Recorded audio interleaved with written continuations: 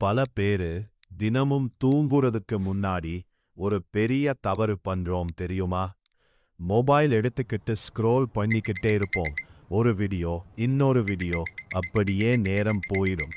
கண்ண தூக்கம் வந்ததும் ஃபோன் சைடுல போட்டுட்டு தூங்கிடுவோம். ஆனா ஒரு நிமிஷம் யோசிச்சு பாருங்க, அந்த நாள் முழுக்க நமக்கு உயிர் கொடுத்த அல்லாஹவை நினைச்சோமா? ஒரு துவா கேட்டோமா? நம்ம தவறுகளுக்காக மன்னிப்பு கேட்டோமா? பல நேரம் இல்லைன்னு சொல்லுவோம். ஆனா ஃபோனுக்கு 2 மணி நேரம் இருக்கும். அல்லாஹ்வுக்கு 2 நிமிஷம் கூட கொடுக்க மாட்டோம். தூங்குறதுக்கு முன்னாடி சின்னதா இதை செய்யலாம்.